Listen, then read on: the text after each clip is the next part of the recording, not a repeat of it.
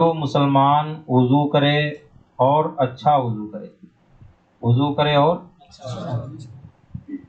پھر کھڑا ہو اور باطن و ظاہر سے متوجہ ہو کر 2 رکعت نماز پڑھے، اس کے لیے جنت واجب ہو جاتی ہے۔ سبحان اللہ۔ اس نماز کو تحیۃ الوضو بھی کہتے ہیں۔ کیا کہتے ہیں؟ تحیۃ الوضو، 2 رکعت پڑھی جاتی ہے۔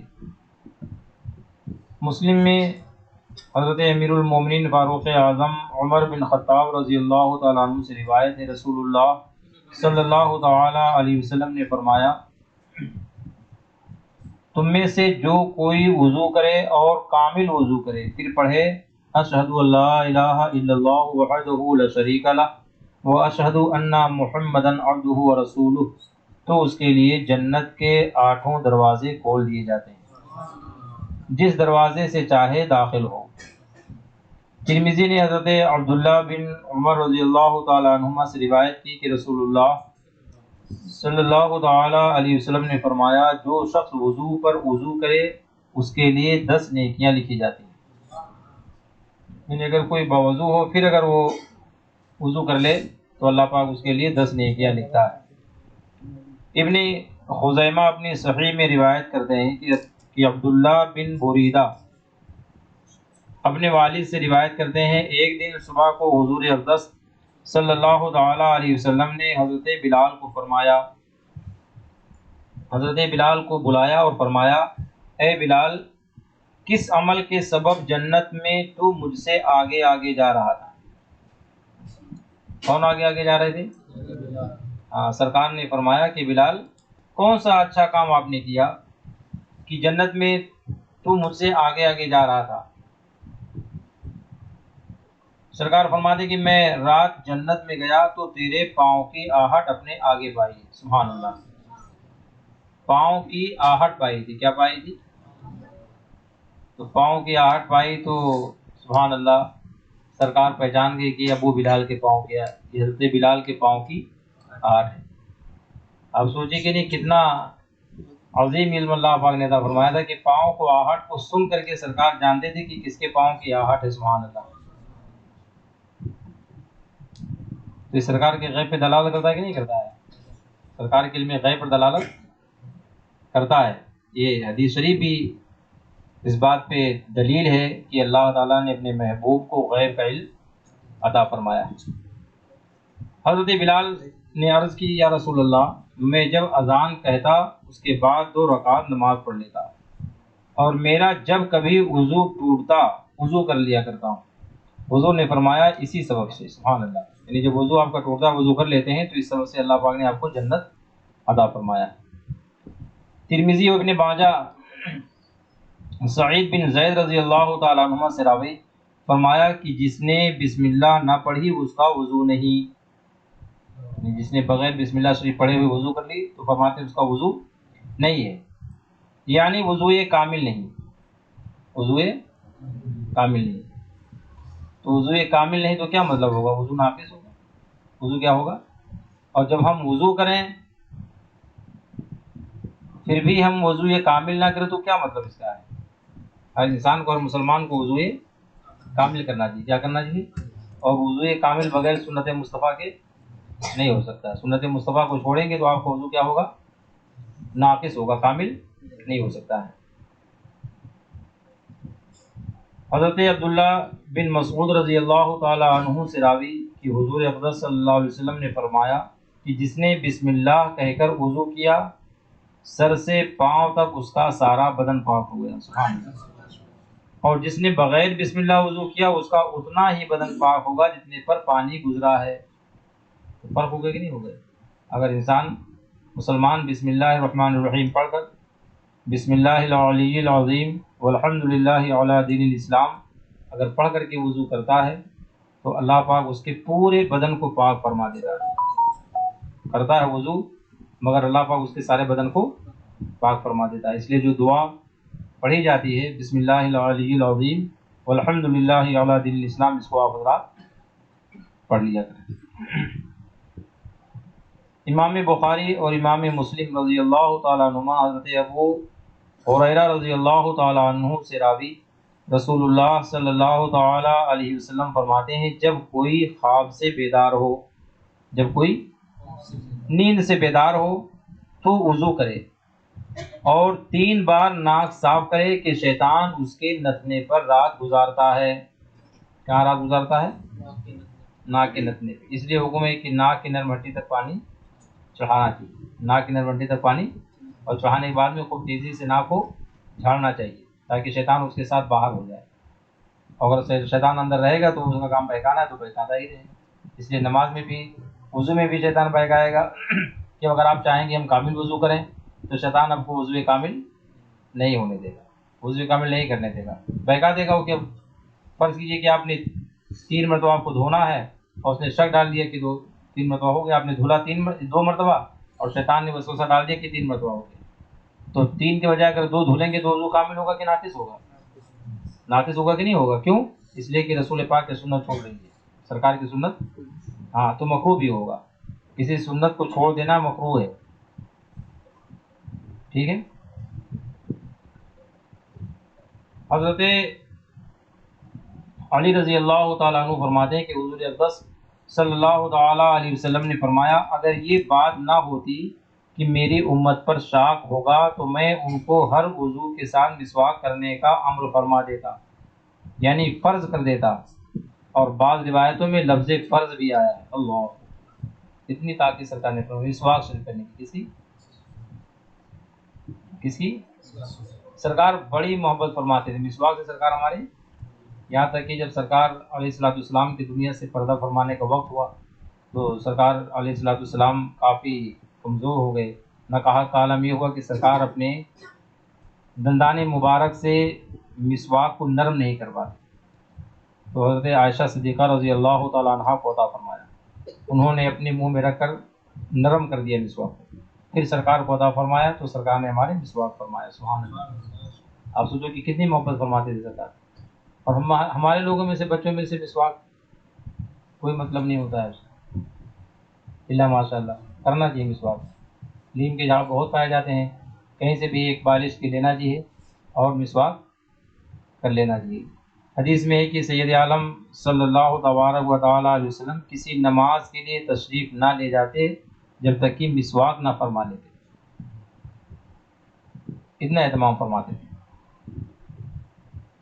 सरकार फरमाते कि जब सरकार बाहर से तशरीफ़ लाते, हज़रत आयशा सिद्दीक़ा रज़ी अल्लाह तआला अन्हा फरमाती कि सरकार जब बाहर से घर में तशरीफ़ लाते तो सबसे पहला काम मिसवाक करना होता। सबसे पहला काम क्या होता था? मिसवाक फरमाते, फिर उसके बाद में कोई काम फरमाते थे। सरकार फरमाते हैं कि मिसवाक का इल्तिज़ाम रखो कि वो सबब है मुंह की सफाई और रब तबारक व तआला की खुशी का। एक तो मुंह की सफाई भी होती है और दूसरा फ़ायदा ये होता है कि अल्लाह पाक की खुशी हासिल होती है। तो मुसलमान के लिए इससे बढ़कर और क्या चाहिए कि अल्लाह पाक उससे खुश हो जाए। तो मिसवाक करना चाहिए कि नहीं करना चाहिए जी? अब एक नया रिवाज निकलता है, मिसवाक के बजाय गुलमंजन लोग इस्तेमाल करते हैं। मिसवाक करना चाहिए तो मिसवाक की जगह पर क्या होता है ना, अगर मिसवाक कर सको तो गुलमंजन भी ना करो, इसलिए कि गलत आदत है। ये हमारे नौजवान बच्चे हैं, जो छोटे बच्चे हैं, जब मस्जिद में जाएंगे देखेंगे अपने दादा दादा चाचा ताया को, तो क्या वो भी जब जवान होंगे तो भी सोचेंगे हाँ हमारे फलां चाचा थे, हमारे फलां दादा थे, ताया थे, वो वज़ू से पहले गुलमंजन करते, इसलिए गुलमंजन करना सुन्नत है। और अब सोचिए कि इसका इस रिवाज को अंजाम देने वाले का अंजाम क्या होगा। ये तो सुन्नत मुस्तफ़ा से छुड़वाएगा वो, कि जिन हाथों में वज़ू से पहले मिसवाक होना चाहिए, अब उन हाथों में वज़ू से पहले क्या होगा? गुलमंजन। गुल में बू आती है कि खुशबू आती है जी? बू आती है ना। और जहाँ बू आती है वहाँ रहमत के फरिश्ते आते हैं जी? रहमत के फरिश्ते आते हैं? नहीं आते हैं। तो अब वज़ू करने के वक्त में रहमत के फरिश्तों को आना चाहिए कि भगाना चाहिए? आना चाहिए ना। तो आना चाहिए तो मिसवाक करना चाहिए कि गुल करना चाहिए? मिसवाक करना चाहिए। आप लोग मिसवाक का इंतजाम करेंगे कि नहीं करेंगे? इंशाअल्लाह ताला करिए, मिसवाक करना चाहिए, उससे बड़ी फजीलत हदीस शरीफ में आई है। सरकार अलैहिस्सलाम इरशाद फरमाते हैं कि 2 रकातें जो मिसवाक करके पढ़ी जाएं अफजल हैं बेमिसवाक की 70 रकातों से। सुभान अल्लाह। कितनी रकातों से? क्या मतलब हुआ कि जो मिसवाक करके नमाज पढ़ता है तो अल्लाह ताला 70 गुना सवाब उसे ज़्यादा अता फरमाता है। کتنے کتنے عطا فرماتا ہے؟ 70 گنا. تو آپ لوگوں کو 70 گنا نہ چاہیے کیا؟ سب کو چاہیے. آپ لوگوں کو چاہیے کہ نہ چاہیے؟ تو مسواک کریں گے تب نہ اللہ پاک عطا فرمائے گا. جی. اب سرکار کی جو سب سے پہلی حدیث آپ نے سماعت فرمائی جس میں آقا کریم ارشاد فرماتے ہیں لولا ان اشوق علی امتی لا امرتهم بالسواک عند كل صلاۃ. یہ حدیث شریف کے الفاظ ہیں. میرے آقا فرماتے ہیں کہ اگر میری امت پہ دشوار نہ ہوتا، شاق نہ ہوتا، تو میں اپنی امت پہ فرض کر دیتا کہ وہ ہر نماز کے وقت وضو کیا کریں، مسواک کیا کریں، ہر وضو کے وقت میں مسواک کیا کریں. اب سوچو کہ یہ سرکار کا جملہ کہ فرض کر دیتا کتنا بھاری ہے. یہ پتہ بتاتا ہے کہ سرکار کو ہماری مسواک بہت پسند ہے، اس لیے مسواک کرنا چاہیے. اور مسواک کرنے کے بعد میں بہت خوشی محسوس ہوتی ہے، منہ کی صفائی ہو جاتی ہے. ایک تو 70 گنا نماز آپ پڑھیں گے تو زیادہ ثواب ملے گا،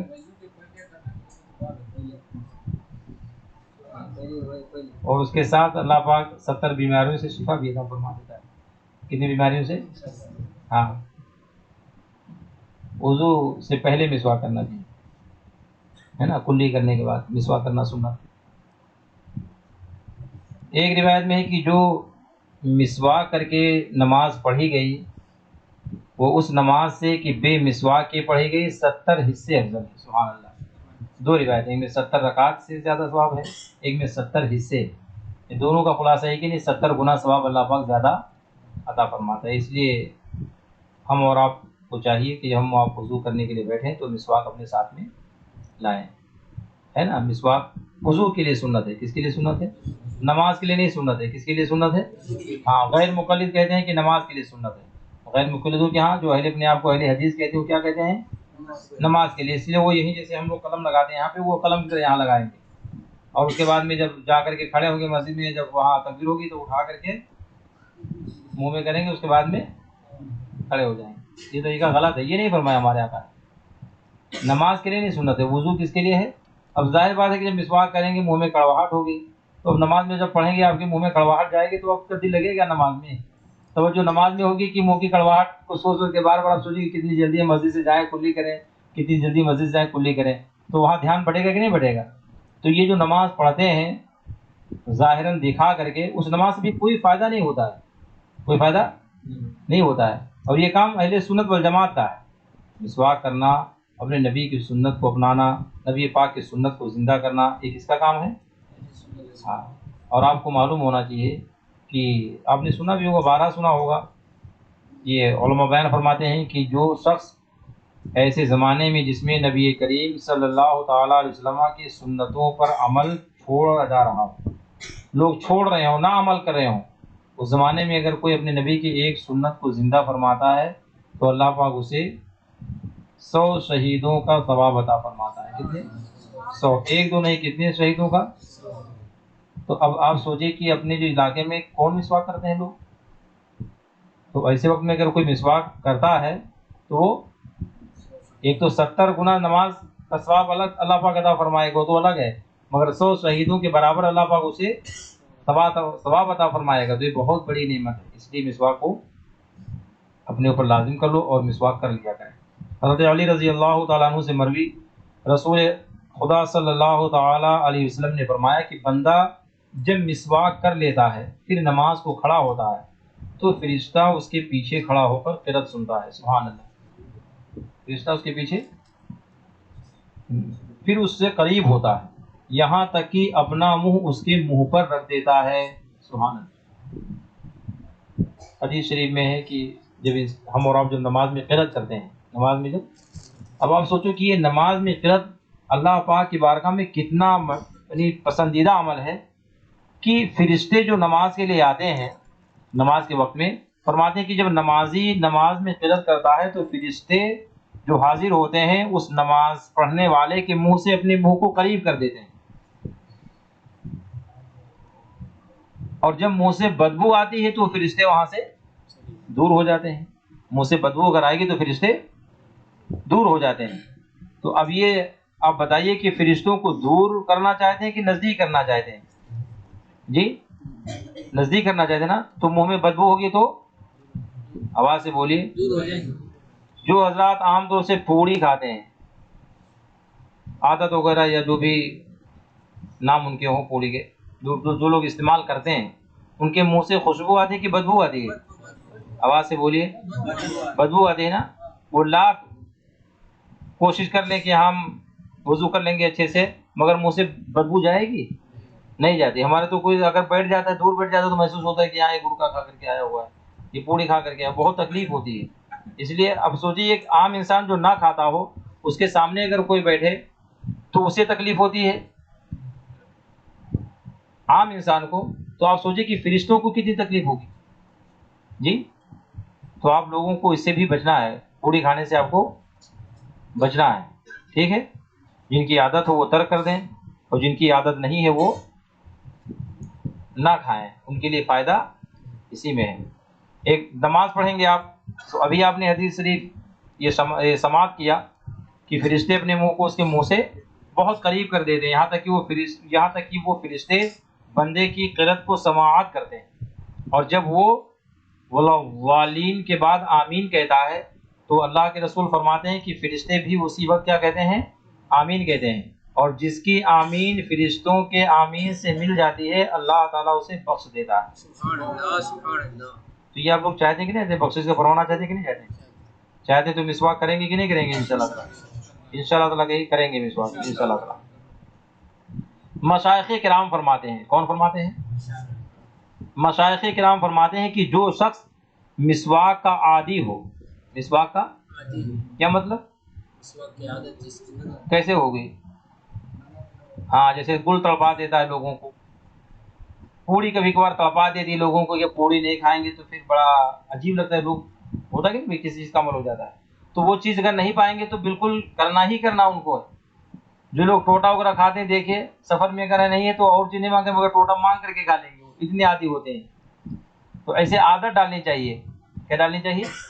عادت ڈالنی چاہیے. اور جب عادت ڈالیں گے تو پھر انشاءاللہ تعالیٰ وہ کبھی آپ سے ختم نہیں ہوگی. پھر تو آپ کو کوشش کریں گے کہ یہ بھی میرا کر کے مسواک ہم ڈالیں گے انشاءاللہ تعالیٰ. ہمارے مشائخ کرام ارشاد فرماتے ہیں کہ جو شخص مسواک کا عادی ہو، مرتے وقت اسے کلمہ پڑھنا نصیب ہوگا. سبحان اللہ. جب وہ دنیا سے جانے کا وقت ہوگا تو اللہ تعالیٰ اسے کلمہ پڑھنے کی توفیق عطا فرما دے گا. اور مسلمانوں کے لیے سب سے بڑی خوشی کی بات یہ ہے کہ انسان دنیا میں کیسے بھی ہو، مگر مرتے دم اگر اللہ تعالیٰ اسے کلمہ کی دولت نصیب فرما دے تو سبحان اللہ، پھر کیا کہنا اس کا. یہ بہت بڑی بات ہے کہ اللہ پاک اسے مرتے وقت کلمہ نصیب عطا فرما دے. اور مشائخ کرام یہ بھی ارشاد فرماتے ہیں کہ اور جو افیون کھاتا ہو، کیا کھاتا ہو؟ یہ نشے کی ایک افیم اس کو بولتے ہیں شاید، وہ افیون ہے. تو جو افیم کھاتا ہو مرتے وقت اسے کلمہ نصیب نہ ہوگا. اللہ. اب آپ سوچیے وہ مسلمان ہے اور غلط طور طریقہ اپنائے ہوئے ہے، تو علماء کیا فرماتے ہیں کہ وہ مرے گا تو کلمہ پر اس کا ایمان، یعنی اس کا خاتمہ کلمہ پر، یعنی مرتے وقت اسے کلمہ نصیب نہیں ہوگا. اللہ اکبر. اس سے بچنا چاہیے.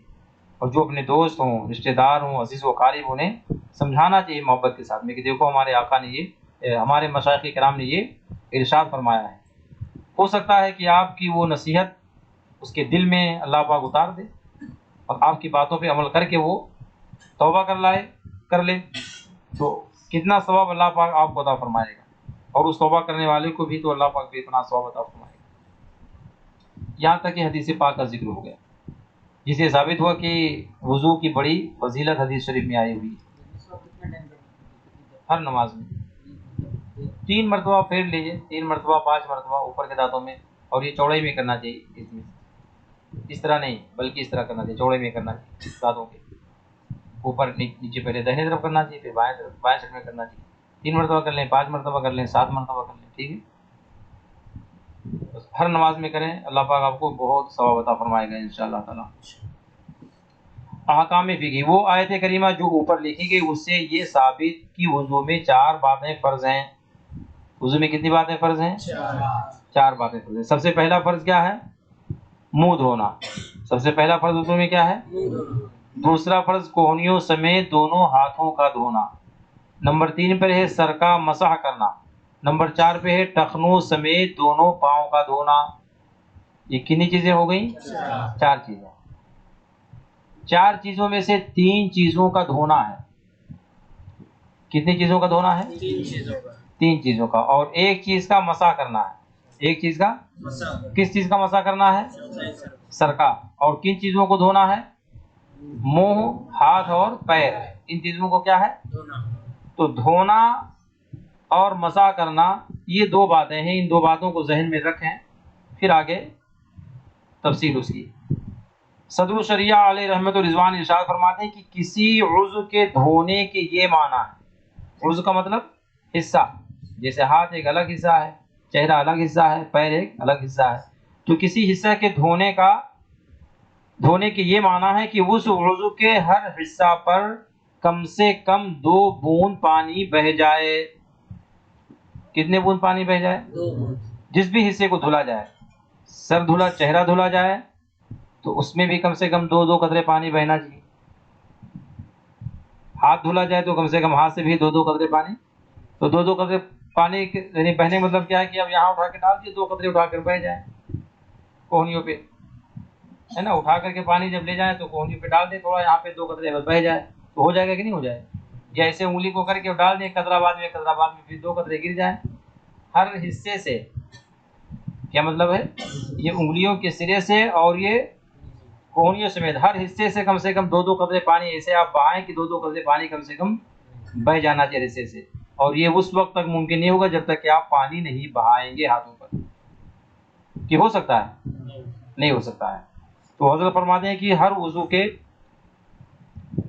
دھونے کا مطلب یہ ہے کہ اس وضو کے ہر حصہ پر کم سے کم 2 بوند پانی بہ جائے. بھیگ جانے یا تیل کی طرح پانی چپڑ لینے یا 1 آدھ بوند بہ جانے کو دھونا نہیں کہیں گے. 1 آدھ بوند بہ جانے کو دھونا، یا خالی بھیگا لینے کو دھونا، یا پانی ڈال کر کے پھر اس طریقے سے اس کو رگڑ لینے کو دھونا نہیں کہیں گے. یہ بات سمجھ میں آ گئی نا؟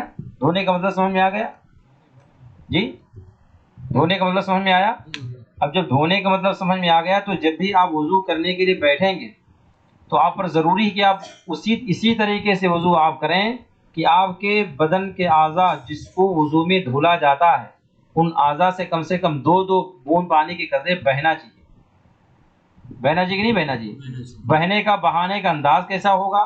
تو الحمدللہ ہم نے آپ کو مدینہ مسجد میں جمعہ کی نماز میں اعلیٰ حضرت عظیم البرکت رضی اللہ تبارک و تعالی عنہ کا ارشاد جو ملفوظ شریف میں سرکار مفتی اعظم نے جمع فرمایا ہے پڑھ کر کے سنا دیا ہے.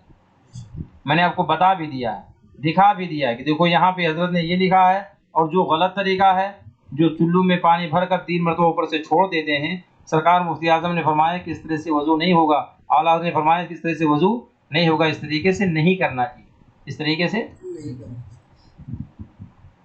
سمجھ میں آ رہا ہے کہ نہیں آ رہا ہے؟ اس طریقے سے وضو، اور جو کر رہے ہیں وہ صحیح کریں کہ غلط کریں؟ آواز سے بولیے. غلط ہو رہا ہے نا. جب غلط ہو رہا ہے تو ظاہر سی بات ہے کہ کہیں نہ کہیں اس کی شروعات ہوئی ہوگی غلط.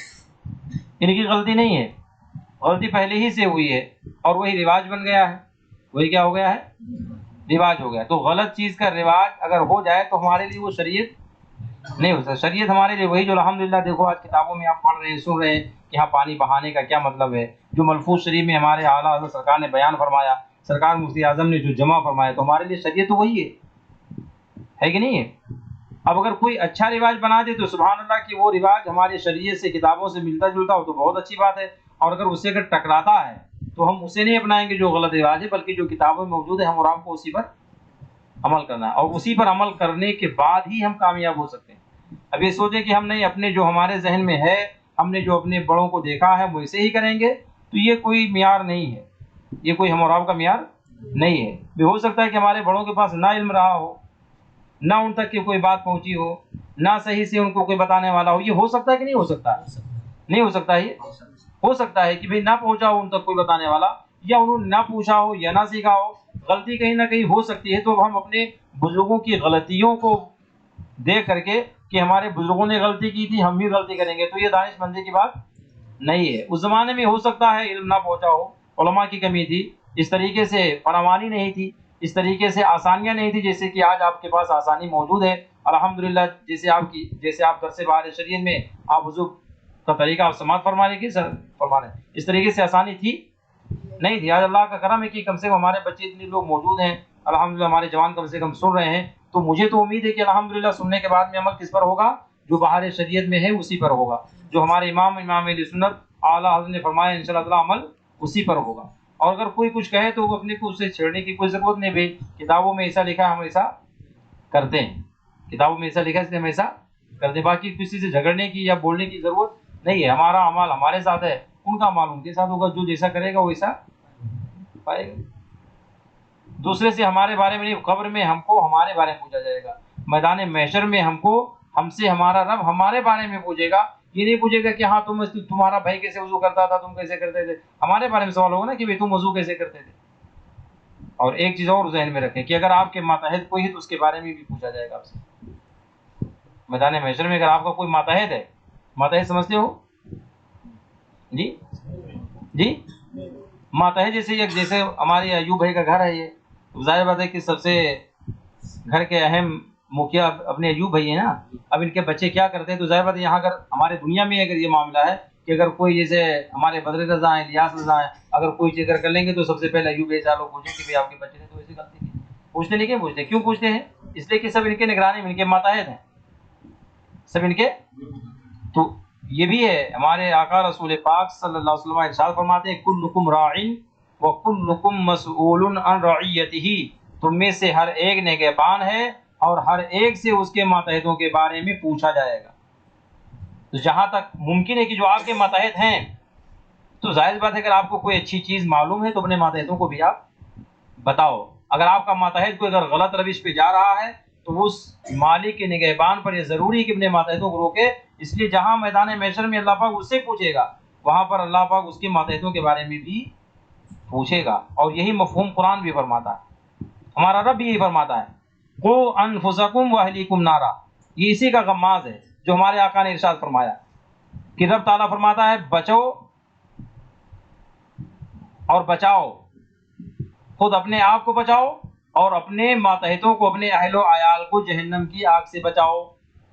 تو دیکھو یہاں بھی قرآن فرماتے ہیں خود بھی بچو اور اپنے اہل و عیال کو بھی، اپنے ماتحتوں کو بچاؤ۔ اور یہی ہمارے آقا بھی فرماتے ہیں کلکم مسئول کلکم راع وکلکم مسئول عن رعیتہ، تم میں سے ہر ایک نگہبان ہے اور اپنے ماتحتوں کے بارے میں پوچھا جائے گا۔ اس لیے آپ ہم پر سب پر ضروری ہے کہ جہاں تک ممکن ہو، الحمدللہ آج ہمارے پاس اللہ کا فضل و کرم ہے کہ ہم اپنے علماء حق، علماء ربانین کی تحریر کردہ کتابوں کی روشنی میں ہم وضو کے درس کو سماعت فرما رہے ہیں، اور جس کتاب کو آپ سماعت فرما رہے ہیں الحمدللہ اس کتاب پر اعلیٰ حضرت نے تصدیق فرمائی، سبحان اللہ۔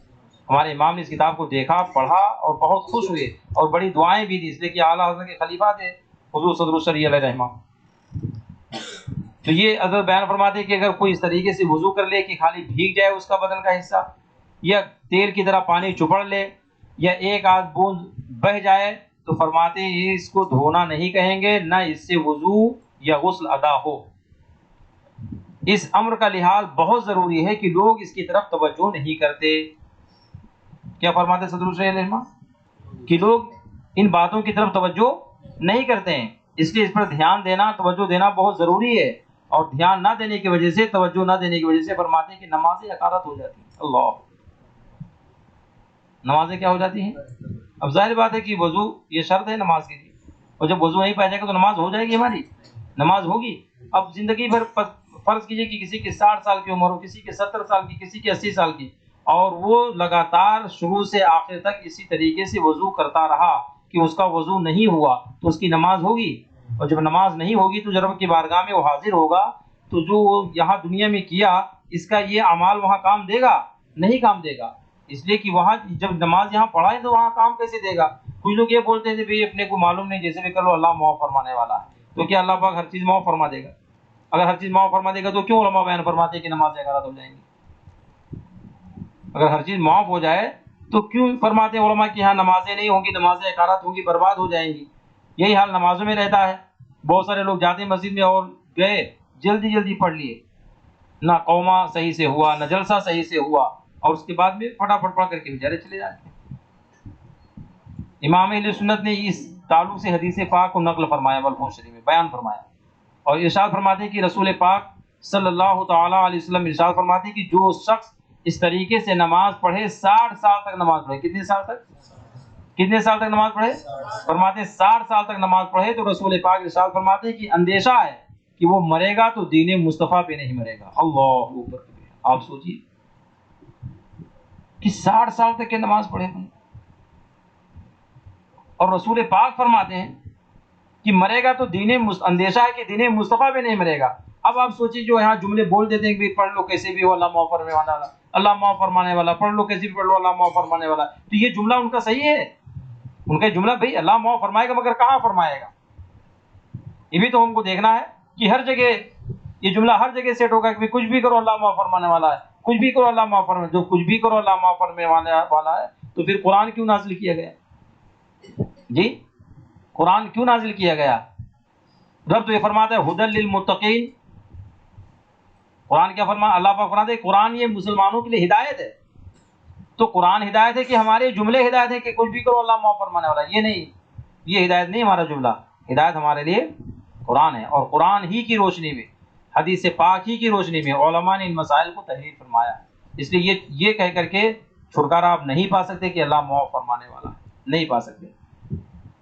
اس لیے ہم اور آپ پر سب پر ضروری کہ جو ہم سنیں سماعت کریں اس پر ہم اور آپ عمل کرنے کی کوشش کریں.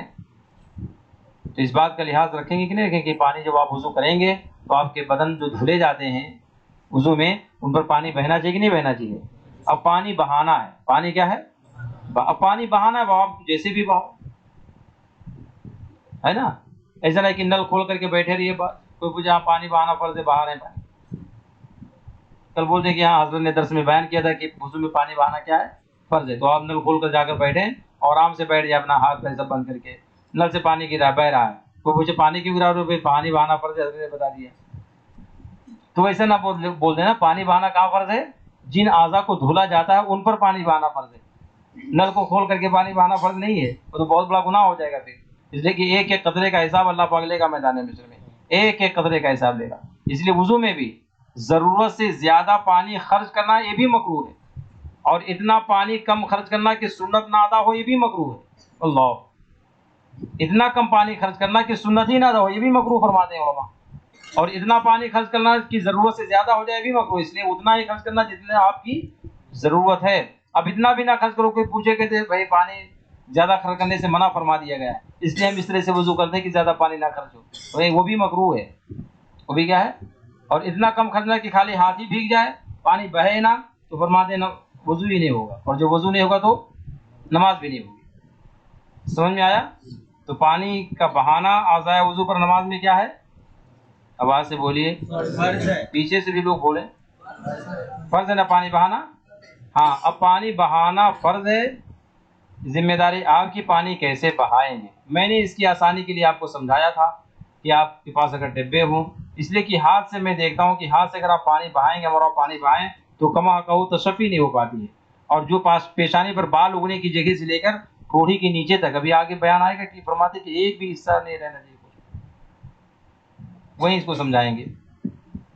فرماتے کہ بدن میں بعض جگہیں ایسی ہیں کہ جب تک ان کا خاص خیال نہ کیا جائے ان پر پانی نہ بہے گا، جس کی تشریح ہر وضو میں بیان کی جائے گی. کسی جگہ موضع حدث پر تری پہنچنے کو مسا کہتے ہیں. تر ہاتھ کو پھیر لینا یہ کیا کہلاتا ہے؟ مسا. بھیگے ہوئے ہاتھ کو اس سے پر پھیر لینا کیا کہلاتا ہے؟ مسا کہلاتا ہے، جس کو اردو میں پوچھنا بھی کہتے ہیں. کیا کہتے ہیں؟ بات ختم ہو گئی. سب سے پہلا فرض کیا ہے وضو میں؟ منہ دھونا، چہرہ دھونا. فرماتے ہیں اب اس کی مقدار کیا ہے؟ فرماتے ہیں شروع پیشانی سے. پیشانی سے نہیں، جملے پہ غور کریں آپ. کیا فرماتے ہیں؟ پیشانی سے نہیں فرماتے کہ پیشانی سے دھونا فرض ہے، بہانا فرض ہے. شروع پیشانی سے. تو شروع پیشانی یہاں سے ہوتی کہ یہاں سے ہوتی؟ پیشانی پر بال جہاں اگتے ہیں وہاں سے پیشانی شروع ہوتی ہے. فرماتے ہیں شروع پیشانی سے یعنی جہاں سے بال کی جمنے کی انتہا ہو. اوپر سے بال جمتے جمتے جمتے جمتے کہاں پہنچتے ہیں؟ یہیں پر پہنچتے ہیں. تو یہاں سے لے کر کے تھوڑی تک. کہاں تک؟ تھوڑی کسے کہتے ہیں؟ نیچے کی جو دانتوں کی جڑ ہے، نیچے کے دانت جو ہیں، یہ دانتوں کی جو جڑ ہے یہ ادھر نہیں اوپر کا نہیں، نیچے. جڑ نیچے ہوتی ہے. جڑ کہاں ہوتی ہے؟ نیچے تو جو نیچے کے دانتوں کی جڑ ہے وہ کیا ہے؟ تھوڑی ہے. اب یہ جب تھوڑی ہے اور یہ پیشانی پر بال اگنے کی جگہ ہے اوپر، تو یہ لمبائی ہوگی یہاں پیشانی پر بال اگنے کی جگہ سے یہاں تھوڑی کے نیچے تک. اور ایک کان کی لو سے جو نیچے کا حصہ، کان کا جو نیچے کا حصہ جو نرم سا ہوتا ہے، اس کو کیا بولتے ہیں؟ لو بولتے ہیں. ایک کان کی لو سے دوسرے کان کی لو تک یہ منہ ہے. اس کے حد کے اندر، اس کے تو اب اس کی حد یہاں سے یہ ہوگی پوری، یہاں سے لائیں گے یہ کن پٹی سب آ گئی، جو کان کا چھوٹا حصہ ہے یہاں پہ کنارے، یہ پورا یہاں سے آئے گا، یہ پورا سب اس میں ہے، یہ پورا حصہ چہرے میں ہے. پھر یہاں سے بھی یہ پورا حصہ کس میں ہے؟ یہ بھی سب پورا چہرے میں ہے، جو پورا سب. فرماتے ہیں کہ اس حد کے اندر جلد کے ہر حصہ پر ایک مرتبہ پانی بہانا فرض ہے. ایک مرتبہ پانی بہانا کیا ہے؟ فرض ہے ہر حصے پر. اب اگر کسی نے وضو کیا اور یہاں نہیں پانی بہائیے، ہاتھ سے، ظاہر بات ہے ہاتھ سے اگر جب آپ ڈالیں گے تو یہاں کہاں پانی بہے گا؟ اس حصے پہ، یہ کان کا جو چھوٹا سا ٹکڑا رہتا ہے اس کے بغل کا جو حصہ ہے، اس پہ بھی پانی بہانا کیا ہے؟ لوگ آسانی کے ساتھ یہاں تو اس پہ بہا لیتے ہیں، اس حصے پہ رخسار پہ، گال پہ بہا لیتے ہیں، مگر جو کنپٹی ہوتی ہے، کنپٹی کنارے کا جو حصہ ہوتا ہے، ویسے پانی ہاتھ سے کیسے بہائیں گے اس پہ پانی آپ؟ اور جہاں ناممکن ہو تو وہاں کوشش کرنا چاہیے. اور جہاں اپنے پاس میں سہولت ہے کہ ہم ڈبے کو رکھ لیں، گلاس کو رکھ لیں، کوئی برتن رکھ لیں، برتن میں رکھ کر کے اپنے چہرے پر ہم ڈالیں کہ پانی اچھی طریقے سے بہہ جائے. اب اس کے علاوہ کوئی صورت نہ ہو تو ایک صورت وہ نل والی بچتی ہے کہ اگر آپ کے پاس نہیں ہے تو نل کھول کر کے اس کے نیچے بھی چہرے کو ڈال کر کے دھلا جا سکتا ہے. یہ کوئی نیا طریقہ نہیں ہے، یہ کوئی طریقہ نیا، ہاں نل نیا ہے، نل کیا ہے، مگر پانی کا بہانا فرض ہے، یہ بہت پرانا ہے. یہ کیا ہے؟ یہ کوئی نیا نہیں کہ ہم نل کے نیچے ڈال کر کے دھو رہا ہے، یہ بہت پرانا ہے. یہ اور بات ہے کہ جب سسٹم ہمارے پاس نیا ہے تو دیکھنے والوں کو نیا محسوس ہوگا، مگر نیا یہ نہیں ہے، سب پرانا ہی الحمدللہ اپنے بزرگوں کا کرم ہے. اور قرآن پاک آج سے ہے، قرآن پاک آج سے ہے. یہ جو 4 باتیں فرض ہیں بیٹا، یہ قرآن شریف سے ہیں. یا ایھا الذین آمنوا قمتم الی الصلاۃ فاغسلوا وجوہکم. قرآن فرماتا ہے جب تم نماز پڑھنے کا ارادہ کرو تو سب سے پہلے اپنے چہرے کو دھلو. اپنے چہرے کو تو دھلنے کا مطلب کیا اردو میں؟ پانی کا بہانا. عربی میں وہ لفظ آیا ہے غسل، فاغسلوا. تو غسل عربی کا لفظ ہے جس کا معنی اردو میں ہوتا ہے دھونا، اور دھونے کا مطلب ہوتا ہے کہ پانی کو بہانا، پانی کو بہانا. مسئلہ، جس کے سر کے اگلے حصہ کے بال گر گئے ہیں، سر کے اگلے حصے کے بال، تو پیشانی پر بال اگنے کی جگہ سے ہے شروع پیشانی سے. اب کسی کے سر کے آگے کے بال ہی پورے ختم ہو گئے تو وہ کیا کرے؟ تو جہاں سے یہاں سے جمے ہیں تو یہاں سے دھلے گا، وہ آدھے سر سے دھلے گا نہیں. فرماتے ہیں جس کے سر کے اگلے حصہ کے بال گر گئے یا جمے نہیں، اس پر وہیں تک منہ دھونا فرض ہے جہاں تک عادتاً بال ہوتے ہیں. اور اگر عادتاً جہاں تک بال ہوتے ہیں اس کے نیچے تک کسی کے بال جمے تو ان زائد بالوں کا جڑ تک دھونا فرض ہے. ان کا جڑ تک دھونا کیا ہے؟ فرض ہے. مسئلہ، مونچھوں یا بھووں یا بچی کے بال گھنے ہوں، ہے نا، مونچھ یہ بھوں، یہ بچی اس کو بولتے ہیں، جو لوگ داڑھی رکھتے ہیں ان پر ضروری ہے اس کو رکھا کریں، اس کو کروانا جائز نہیں. داڑھی میں داخل ہے، بچی کس میں داخل ہے؟ ہاں، اس کو کروانا نہیں چاہیے. یہ اگل بغل کے بال جو ہوتے ہیں بچی کے، اس کو بھی نہیں کروانا چاہیے. اعلیٰ سرکار نے اس کو منع فرمائے، سختی سے نہیں کرنا چاہیے. تو مونچھوں یا بھوں یا بچی کے بال گھنے ہوں کہ کھال بالکل نہ دکھائی دے تو جلد کا دھونا فرض نہیں، بالوں کا دھونا فرض. اور اگر ان جگہوں کے بال گھنے نہ ہوں تو جلد کا دھونا بھی فرض ہے. یعنی چمڑے کا جلد سے مراد کیا ہے؟ جلد کس کو کہتے ہیں؟ چمڑے کو. بالوں کے نیچے جو چمڑا ہے اس کو دھونا کیا ہے؟ فرض. مسئلہ، اگر مونچھیں بڑھ کر لبوں کو چھپا لیں. پہلی بات تو اتنی لمبی مونچھ نہیں رکھنا چاہیے کہ مونچھ بالکل آ جائے آپ کے یہاں، جیسے کہ غیر لوگ رکھتے ہیں. ہمارے یہاں اس طرح سے مونچھ رکھنا جائز نہیں ہے. یہ لب کے جو اوپر کے ہوتے کھلے رہنا چاہیے، لب کے اوپر کے جو یہ کنارہ یہ رہتے ہیں اس کو کھلا رہنا چاہیے تاکہ آپ پانی پیے تو آپ کے بال پانی میں نہ داخل ہوں. پھر بھی اگر لوگ کسی کی مونچھ بڑھ کر کے پورے لب کو ڈھانپ لے تو فرماتے ہیں اگر مونچھیں بڑھ کر لبوں کو چھپا لیں تو اگرچہ گھنی ہوں مونچھیں ہٹا کر لب کا دھونا فرض ہے. اللہ، کیا کرنا چاہیے؟ مونچھوں کو ہٹا کر کے لب کو دھونا کیا ہے؟ فرض ہے. داڑھی کے بال اگر گھنے نہ ہوں تو جلد کا دھونا فرض ہے. داڑھی کے بال جن کے گھنے، کسی کے بہت گھنے ہوتے ہیں بال داڑھی کے، کیا وہ پانی اگر بہائیں گے تو بڑی دشواری ہوتی ہے، اندر پانی نہیں جا سکتا ہے. تو اب ان کے لیے حکم کیا ہے؟ فرماتے ہیں اگر داڑھی کے بال بہت گھنے ہوں تو جلد کا دھونا فرض نہیں ہے، یعنی اندر پانی پہ بہانا کوئی فرض ہے، اوپر جو داڑھی کے دائرے میں بال ہیں ان کا دھونا کیا ہے اوپر فرض ہے. اور اگر گھنے ہوں تو گلے کی طرف دبانے سے، گلے کی طرف اس طرح سے دبانے سے، اب جو دائرے کے منہ کے نیچے آ جائیں گے، فرماتے جس قدر چہرے کے گرد میں آئیں ان کا دھونا فرض ہے اور جڑوں کا دھونا فرض نہیں ہے، اور جو ہلکے سے نیچے ہوں ان کا دھونا ضروری نہیں. جیسے یہ بال ہلکے سے نیچے آ جاتے ہیں نا، یہ سب دائرے سے نیچے آ جائیں گے، ان بالوں کا دھونا فرض نہیں ہے. اور اگر کچھ حصے میں گھنے ہوں اور کچھ چھدرے، چھدرے کا مطلب کہیں یہاں ہو کہیں یہاں ہو، جیسے کوئی داڑھیاں ہوتی سب کے برابر نہیں ہوتی، کل بال یہاں گئے تو کچھ چھوڑ گئے پھر اوپر آ گئے، ایسے رہتے ہیں بال.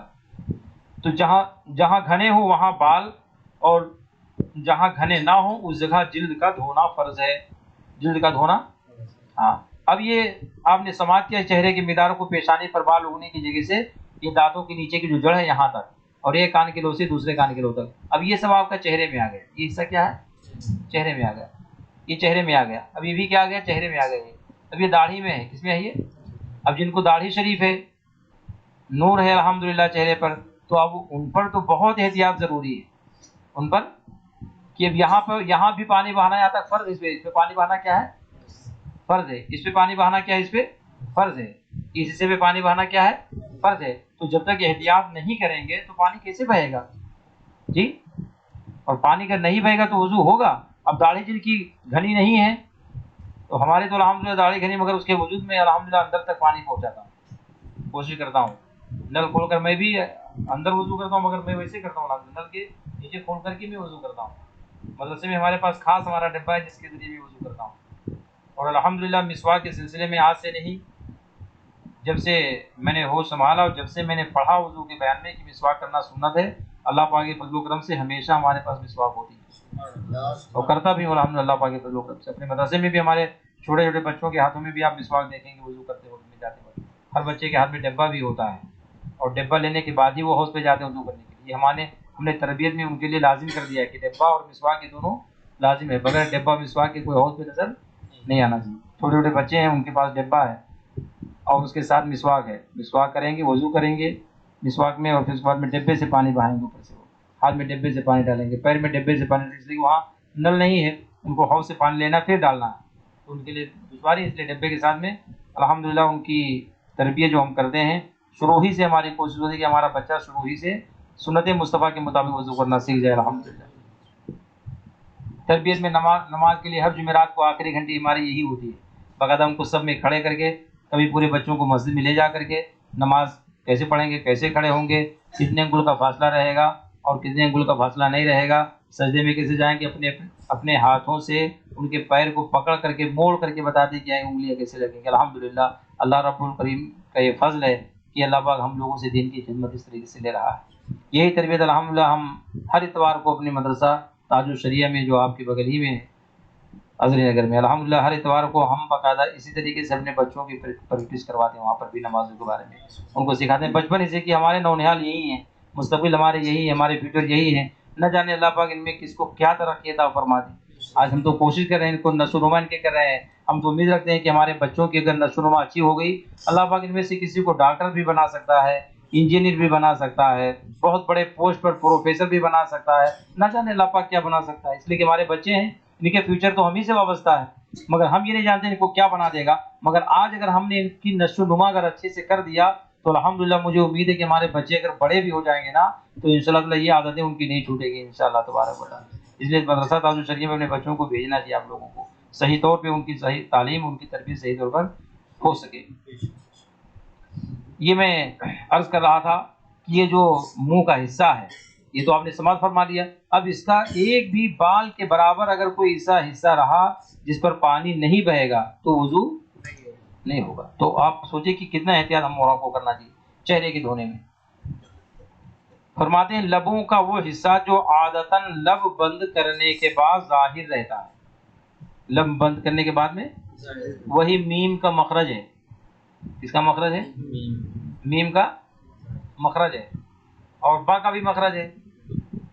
با اور میم دونوں ہونٹ ہی سے ادا ہوتے ہیں. کس سے ادا ہوتے ہیں؟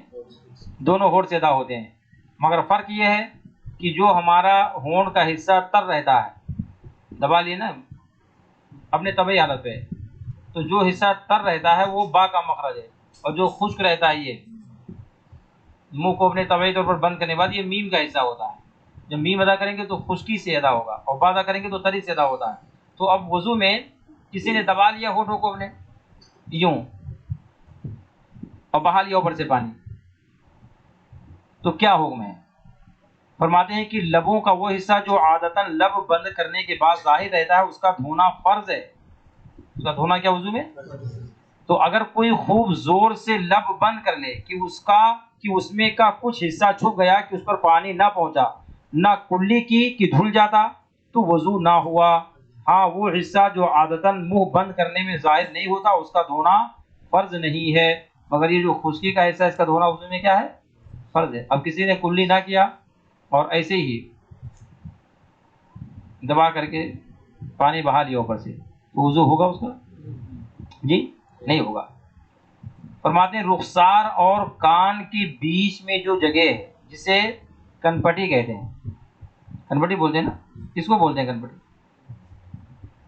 جب پورا ہاتھ رکھیں گے تو کیسے معلوم ہوگا؟ جی یہ حصہ ہے نا، یہ رخسار ہے اور یہ کان ہے، اس کے بیچ میں جو حصہ کو کیا بولتے ہیں؟ کنپٹی. فرماتے ہیں کہ کنپٹی کا دھونا بھی فرض ہے. کنپٹی کا دھونا بھی کیا ہے؟ دھونے کا مطلب کیا ہے؟ پانی کا بہانا. تو گویا کہ کنپٹی پہ بھی پانی کا بہانا. تو بھی کنپٹی کان کے بالکل کنارے سے ہے. کہاں سے ہے؟ تو کان کے کنارے پر ہاتھ میں پانی لے کر آپ کیسے بہا سکتے ہیں؟ مشکل امر ہے، اس لیے احتیاط چاہیے اس کے اندر.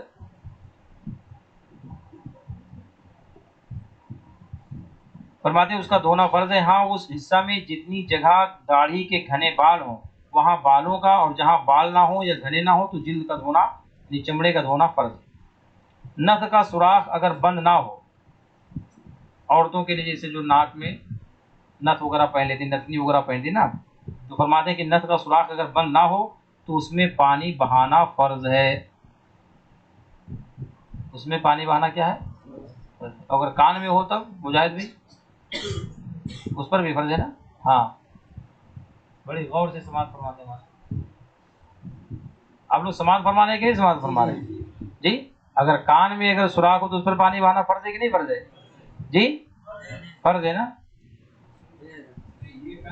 اب سید صاحب ہمارے تو میں جتنی دیر سے دیکھتا ہوں تو سید صاحب کا سر سے نیچے ہی ہے. ہم بہت غور کر رہے ہیں نا، اس لیے کہ درس دے رہے ہیں، کوئی تقریر تو نہیں کر رہا ہوں کہ بھائی کیا کرنا ہے، ٹائم پورا کرنا ہے 20 منٹ کا، وہ تو نہیں ہو رہا ہے. یہاں دیکھتا ہوں کہ کون سن رہے ہیں، کون سن رہے ہیں غور سے، کیوں نہیں. سید صاحب کو دیکھتا ہوں کسی پہ نیچے کر کے اپن نے شاید موبائل نیچے چلا رہے ہوں، ہو سکتا ہے کہ کاروبار کا پورا یہاں مینٹیننس کر رہا ہوں بیٹھ کے، بھائی کیا کرنا ہے نا. غور سے سنیں. مجاہد بھی ماشاء اللہ ہمارے مجاہد ہیں، سننے بھی مجاہدانہ کردار ادا کر رہے ہیں ماشاء اللہ. آپ لوگ بھی سنیں نا غور سے. ناک میں اگر سوراخ ہو تو سوراخ کو دھونا کیا ہے؟ فرض ہے. اگر کان میں سوراخ ہو تو سوراخ کو دھونا کیا ہے؟ جی آواز سے بولو بھائی. جی پتہ نہیں کیا کہنے سمجھ میں. فرض ہے نا، کان کے سوراخ کو دھونا بھی فرض ہے.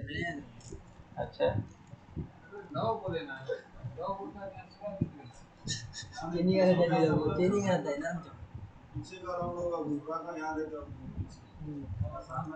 بھائی جب کان کہہ دیا گیا تو تفصیل میں جانے کی کوشش ہوتی ہے کہ لو ہے یا وہ اوپر ہے، یہ کان بول دیا گیا نا، کام ختم. اب کان میں کہیں بھی سوراخ ہو، اوپر ہو، نیچے ہو، لو میں ہو، کسی میں ہو، کان چہرے میں داخل، کان چہرے میں داخل. تو جب کان چہرے میں داخل نہیں ہے تو چاہے ایک سوراخ ہو، چاہے دو ہو، چاہے چار ہو، دھونا فرض ہے کسی کا. تو درس میں مطلب بیٹھنے کا یہ ہوتا ہے کہ ہمتن گوش ہو کر بیٹھیے، چوکنا ہو کر بیٹھیے. ایسا نہیں کہ بیٹھ رہے چلو کوئی بھی بیان کیا جا رہا ہے سن رہے، کچھ بھی بیان کیا سن رہے. اب ناک کے نتنی کو بتا دیا گیا کہ دھونا فرض ہے، تو کریں کہ ہاں کان میں سوراخ ہو اس کا بھی دھونا فرض ہے.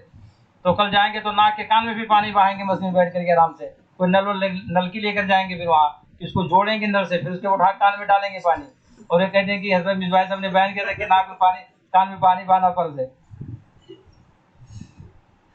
کان چہرے میں داخل تو اس میں سوراخ ہو تو کچھ بھی ہو اس کو دھونا غسل میں فرض، مگر غسل میں کیا ہوگا؟ فرض ہوگا. اس کو یاد رکھیے. فرماتے ہیں نتھ کا سوراخ اگر بند نہ ہو تو اس میں پانی بہانا فرض ہے. اگر تنگ ہو تو پانی ڈالنے میں نتھ کو حرکت دے، ورنہ ضروری نہیں. حرکت دے دے. اگر اتنا بھی تنگ ہو کہ خون نکل سکتا ہے یا درد ہو سکتا ہے زیادہ، تو ایسی صورت میں اس کو حرکت دینا بھی ضروری اس کے، مگر یہ ضروری کہ اس کے کنارے کنارے جو لگا ہوا ہے نا اس میں ناک میں، اس کو کنارے کنارے تک اس کو دھونا ضروری ہے۔ آنکھوں کے ڈھیلے اور پپوٹوں کے اندرونی سطح کا دھونا کچھ درکار نہیں، بلکہ نہ چاہیے کہ مضر ہے۔ آنکھوں کے ڈھیلے جو نا ہوتے ہیں، اور یہ جو پلکوں کے نیچے کے حصے ہوتے ہیں، ان کے اندرونی حصے کا دھونا وضو میں فرض اور غسل میں فرض ہے۔ اللہ تعالیٰ خیر فرمائے۔ ہاں ہر چیز فرض ہے، تو اندر بھی پانی ڈال کے دھونا فرض ہو جائے گا۔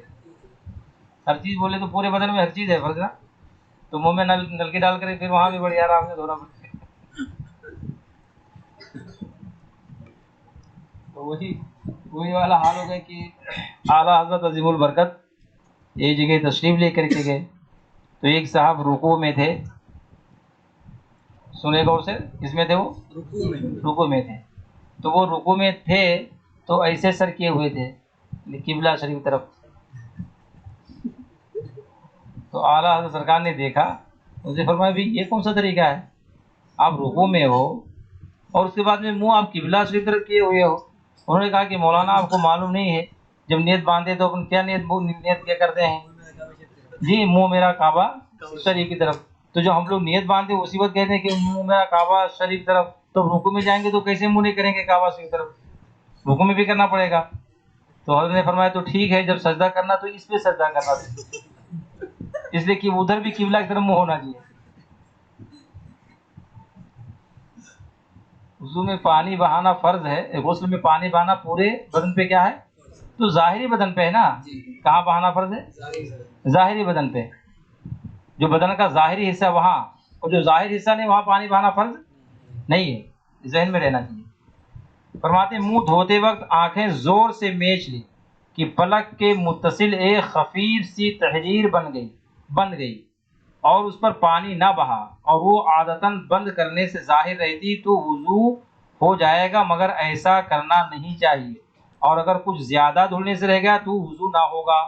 یہ مسئلہ سمجھ میں آیا؟ عام طور سے یہ اس طریقے سے بند کرتے ہیں آنکھوں کو، یہ ایسے کچھ دبا کر کے بند کر لیتے ہیں۔ تو اب اگر تھوڑا ہلکا سا بند کیا تو خالی ایک ہلکی سی لکیر رہتی ہے، اگر پورا خوب ایسے میچ لیا دبا کر کے تو پھر بہت سارا حصہ باقی رہ جاتا ہے، ایک دوسرے سے چمڑے مل جاتے ہیں۔ اب آپ جب پانی اوپر ڈالیں گے تو ایسی صورت میں آنکھ جب آپ نے خوب دبا کر کے میچ لیا تو جو حصے ایک دوسرے سے ملے رہتے ہیں تو پانی اس کے اوپر سے گزر جائے گا، اس پانی اس حصے پر نہیں بہے گا، حالانکہ اس پر پانی بہانا کیا تھا؟ فرض تھا۔ تو اس طرح سے وضو جب آپ کریں تو آپ کو آنکھوں کو بھی بند اس طرح سے نہیں بند کرنا ہے کہ بالکل ایک دم ایک دوسرے سے چمٹ جائیں سب جلد کے چمڑے کے حصے، ایسا نہیں بند کرنا چاہیے۔ کچھ لوگ کرتے بھی ہیں اسے کہ جب منہ پہ پانی ڈالیں گے تو بہت سارے لوگ تو بہت تیزی سے پانی مارتے ہیں اور اس کے بعد میں منہ سے پھونکتے بھی ہیں۔ ہاں کچھ لوگ منہ پہ جب ڈالتے ہیں پانی تو پھونکتے بھی ہیں منہ سے، اور ایک بات ڈالتے بھی دیر سے، تو یہ دونوں مکروہ ہے نماز میں۔ چہرے پر پانی مارنا بھی مکروہ ہے اور مارتے وقت منہ سے پھونکنا بھی کیا ہے؟ ہاں یہ نہ چاہیے، مگر باقی اور کہیں نہیں پھونکیں، مگر وضو میں پہنچیں گے تو پھونکیں گے بیچارے سے، یہ بھی غلط طریقہ ہے۔ اور وضو میں اگر ایسا کیا تو وضو مکروہ ہوگا۔ کیا ہوگا؟ ہونا چاہیے کہ سنت کے مطابق ہو، اگر سنت کے مطابق نہ کرو تو مکروہ بھی نہ کرو کم سے وضو، جیسے کہ وضو ہمارے آقا کی سنت ہے، اس لیے بہت توجہ کے ساتھ میں کرنا چاہیے۔ فرماتے ہیں کہ آنکھ کے کوے پر پانی بہانا فرض ہے، مگر سرما کا جرم کوے یا پلک میں رہ گیا اور وضو کر لیا اور اطلاع نہ ہوئی اور نماز پڑھ لی تو حرج نہیں، نماز ہو گئی، وضو بھی ہو گیا، اور اگر معلوم ہے تو اس سے چھڑا کر پانی بہانا ضروری ہے۔ یہ کوے کو بولنا ہے کنارے جو حصہ ہوتا ہے اس سائڈ کا، اس پر بھی کیا کہتے ہیں پانی بہانا کیا ہے؟ فرض ہے۔ اگر آنکھ بند کر لیں گے اچھے سے تو پھر پانی اس پر نہیں بھیجتا، اس لیے دھیان رہنا چاہیے۔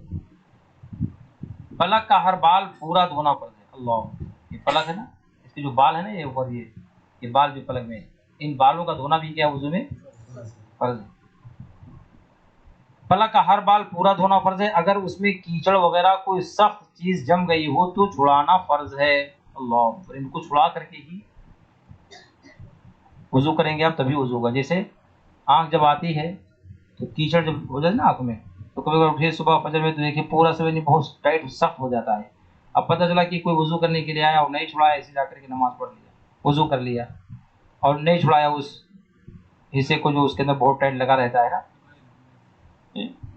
میل نہیں، اس کو سفید ہوتا ہے، چپڑا بولتے ہیں، تو چیپڑا بولتے بھی ہیں، تو اس کو چھڑانا کیا ہے؟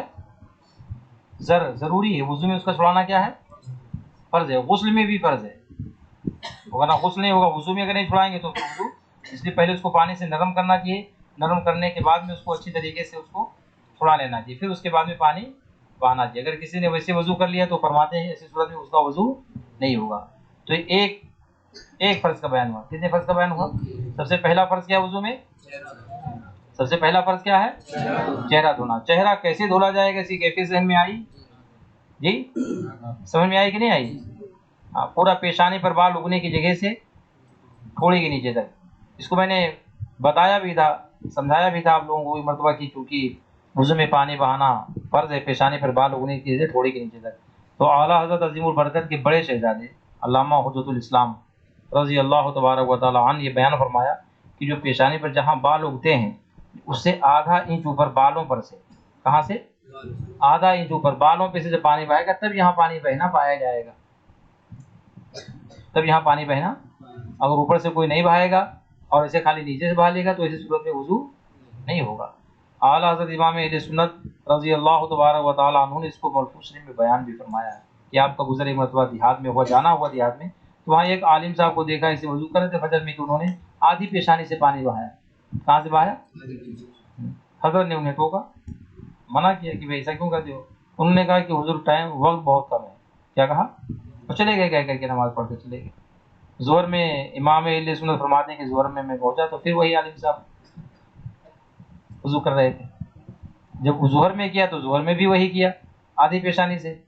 تو میں نے کہا کہ حضرت ظہر میں تو وقت بہت ہے، فجر میں آپ نے کہا تھا وقت نہیں، تو ظہر میں تو بہت وقت ہے، پھر ایسا کیوں کر رہے ہیں؟ تو حضرت بیان فرماتے ہیں امام اہل سنت کہ لوگوں کی عادت پڑ جاتی ہے غلط چیز کی۔ کیا فرماتے ہیں؟ کہ جب لوگوں کی عادت غلط چیز کی پڑ جاتی تو مجبور ہو جاتے ہیں عادت پر وہ، اور وہ خالی بہانہ تھا ان کے پاس صبح جو یہ کہا کہ وقت نہیں ہے، وہ کیا تھا؟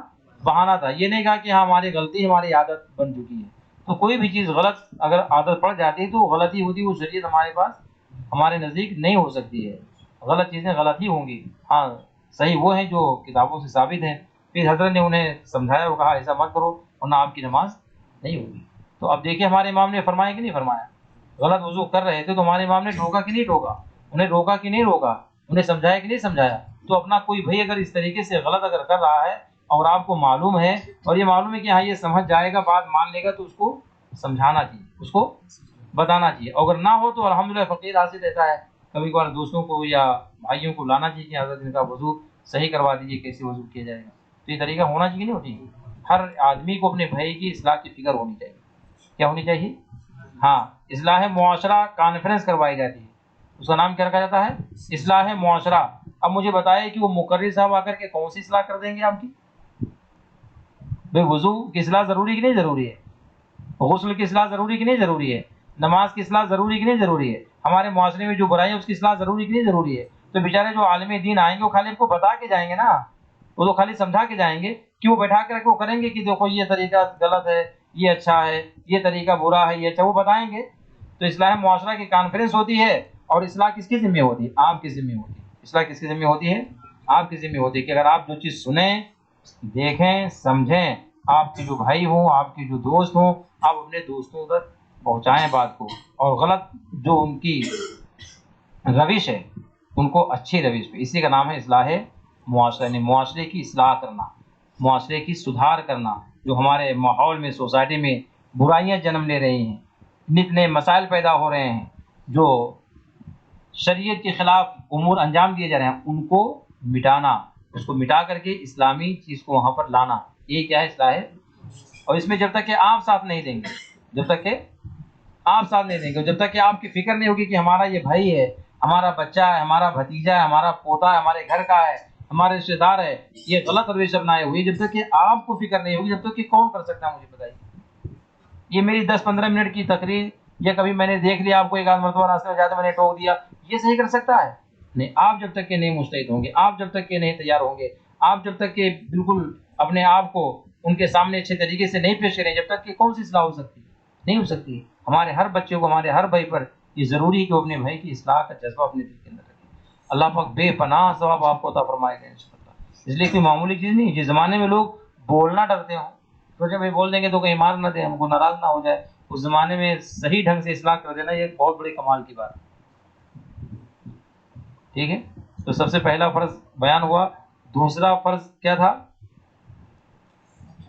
بولیے آپ لوگ، دونوں ہاتھ دھونے سے، آواز سے بولیے۔ دونوں ہاتھ دھونے سے، وضو میں دوسرا فرض کیا ہے؟ دونوں ہاتھ دھونے سے، دونوں ہاتھوں کو کوہنیوں سمیت دھونا۔ فرماتے ہیں اس حکم میں کوہنیاں بھی داخل ہیں۔ یہ کوہنی ہے، کیا ہے؟ تو کوہنی یہ داخل ہے تو کہاں تک دھلیں گے؟ یہاں تک جی۔ یہ کوہنی ہاتھ میں دھونا کیا ہے؟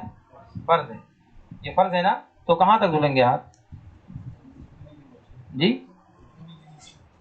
یعنی یہاں تک ہاتھ دھلا جائے گا، کہاں تک؟ اتنا دھلا دیا ہاتھ سے، تب یہ سمیت میں آئے گا، کس میں آئے گا یہ؟ اب یہ سوچ لو کہ یہیں تک ہم اسے آسن میں یہیں تک دھولیں، اس کے بعد میں اس طریقے سے جا کر کے کر لیں مسجد میں بیٹھ کر کے تو ہو جائے گا۔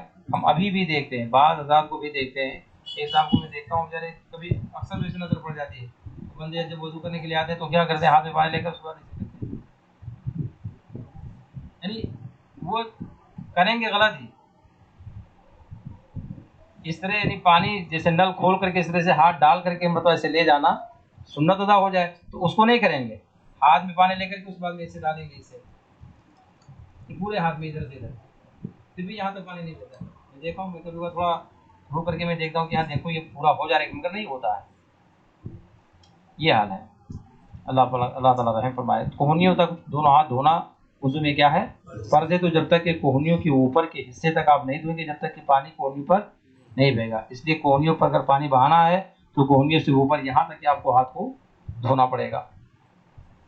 فرماتے ہیں اگر کوہنیوں سے ناخن تک کوئی جگہ ذرہ بھر بھی دھلنے سے رہ جائے گی وضو نہ ہوگا۔ اللہ، ذرہ بھر، کتنا بھر؟ آواز سے بولیے، آواز سے بولیے۔ ذرہ کسے کہتے ہیں جی؟ رائی کے دانے کے برابر، تو بہت بڑا بھی ہے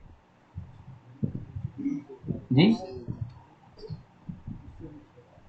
اس سے بھی چھوٹا۔ ایوب بھائی کا مکان ماشاءاللہ بہت شاندار بنا ہوا ہے۔ جن کے مکان میں کہیں تھوڑا سوراخ ہو جس میں سے دھوپ آتی ہو گھر میں، تو کبھی آپ اس میں دیکھیں دھوپ میں، جو دھوپ باہر سے داخل ہوتی ہے گھر میں، اس دھوپ میں دیکھیں تو کبھی لال، پیلے، ہرے، نیلے کبھی دیکھیں کہ نہیں دیکھیں؟ دیکھیں کہ نہیں دیکھیں؟ اور دھوپ ختم ہو تو کچھ بھی نہیں نظر آتا، دھوپ نہ ہو تو کچھ بھی نہیں نظر آتا، دھوپ جیسے آتی ہے تو وہ لال، پیلے، کالے، نیلے سب اڑتے ہوئے، اس کو کیا بولتے ہیں؟ اس کو کیا بولتے ہیں؟ ذرہ۔ اس کو کیا بولتے ہیں؟ اب آپ سوچئے، اللہ اوپر، کیا فرماتے کہ نہیں ذرہ کے برابر، کتنا؟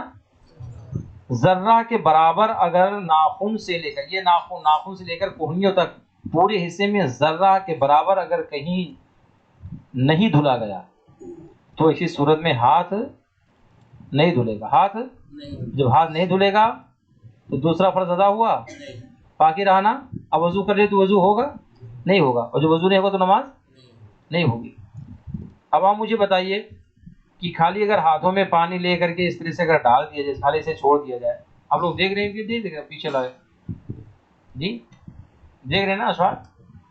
ہاں، کیسے کرتے ہو وضو؟ ایسے پانی ڈال کے ایسے ڈالتے ہو نہیں ڈالتے ہو جی؟ ایسے پانی کر کے اسے ڈالتے کو نہیں ڈالتے ہیں آپ؟ تب کیسے ڈالتے ہیں؟